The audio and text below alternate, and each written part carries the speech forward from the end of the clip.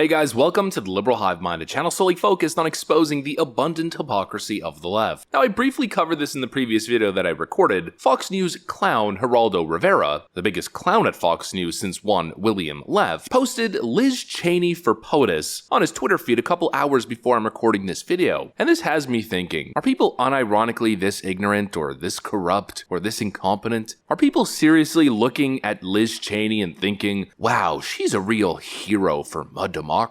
Is anybody really thinking that? Now, I know, of course, the vote blue no matter who crowd, they're into all kinds of conspiracies, so you know what? That doesn't surprise me. But do Republicans, or rhinos, or neocons, anti-Trumpers, do they really actually believe this, or are they just pushing the narrative because they can't stand Donald Trump? Does anybody really believe that Liz Cheney is a woman of credibility who's just standing up for the right thing? And especially over the last couple of months, where she's been caught in lie after lie after lie, promoting a bunch of garbage, false allegations, and conspiracy. You gotta be either not paying attention, or you gotta be just as much of a liar as Liz Cheney is. How can anyone trust Liz Cheney with such a track record of being utterly dishonest? It really baffles the mind. And today we have another one to add to the list. Liz Cheney once again proves how much of a vindictive hack she really is. Proves that she's not interested in getting to the bottom of what really happened on January 6th, but rather she's more focused on constructing her beautiful little narrative, her beautiful little anti-Trump, neocon preserving narrative during this little segment on Fox News. Let me show you guys what she said, and let's continue to rip into this January 6th garbage, otherwise known as the January 6th Committee. We've got some stuff to get into, so let's roll the tape. Alright folks, now there's a reason why people don't trust the January 6th Committee. There's a reason why Liz Cheney is one of the most unpopular figures in American politics, right alongside of Nancy Pelosi, and it's because they're fundamentally unserious. They're unserious of actually getting to the bottom of this thing. They're unserious of providing a fair, balanced, objective investigation into the actual facts of what transpired on that day. They're only interested in one thing. Anything that can possibly be misinterpreted or twisted or used against Donald Trump to craft their narrative is the only thing that they care about. And we know that based on their actions. There's a whole lot of questions that people have in relation to what transpired on that day. Who was opening the magnetically locked doors? Who are some of the people who were very conveniently removed off FBI wanted lists? Some of the people who were inciting violence or riling up the crowd? Some known Antifa members who were also doing the exact same thing? And of course, probably one of the most important questions, and a question that should be further investigated and taken seriously, why was Donald Trump's request for 20,000 National Guard troops denied? Well, Liz Cheney was questioned about that on Fox News just the other day, and her response is telling about who she really is and what her intentions are. Several witnesses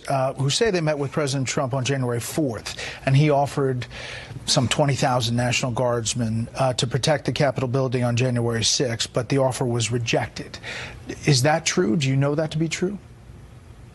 Well, his own acting Secretary of Defense says that's not true. Chris Miller has testified publicly that Donald Trump never issued any order to deploy the Guard to protect the Capitol.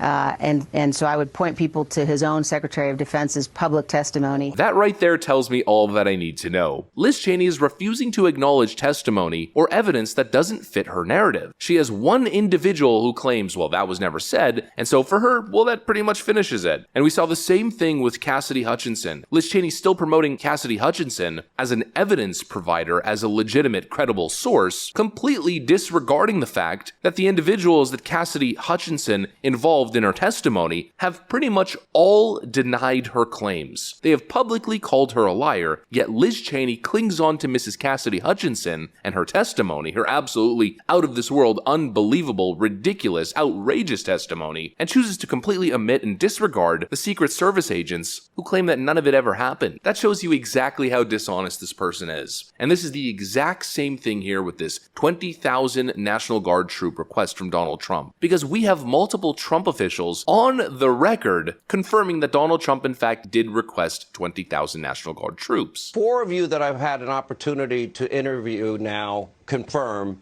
that on January 4th in the Oval Office that you heard Donald Trump authorize up to 20,000 troops, Kash Patel, 2 days before January 6th even happened. Tell us about that meeting.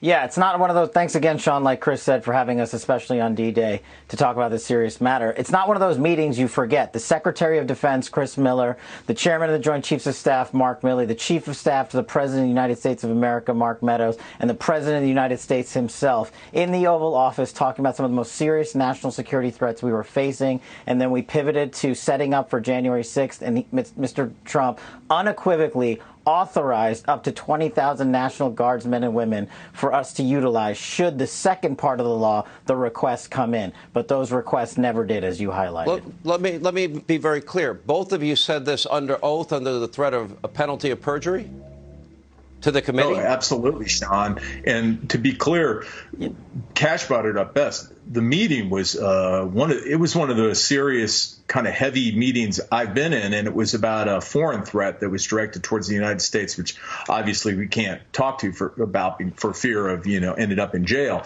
And so I kind of want to be clear.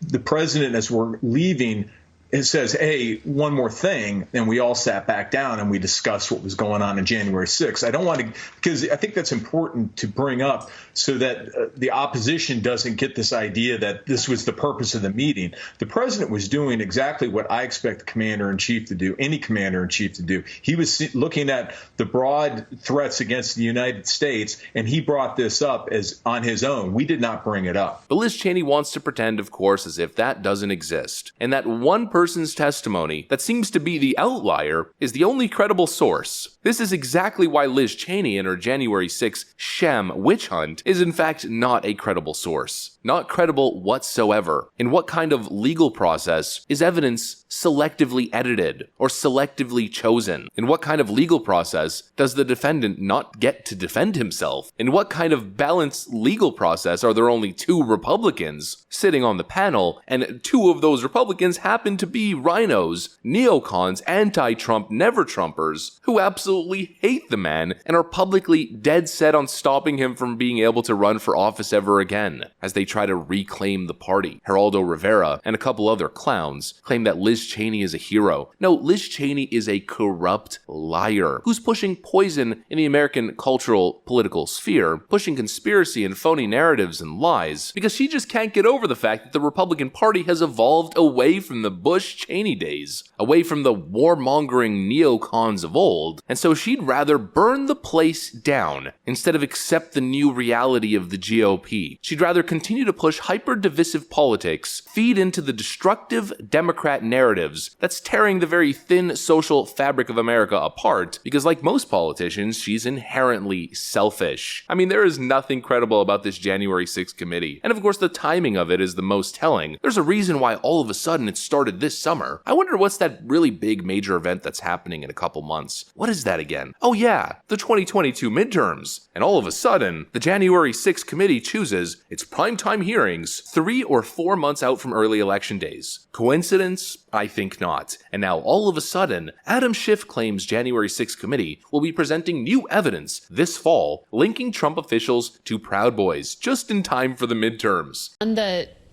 things that the committee has laid out in this congressional forum, we still haven't seen a direct link substantiated between the White House officials and the militias like the Proud Boys and the Oath Keepers who were part of the violence that day. Are you still trying to substantiate that?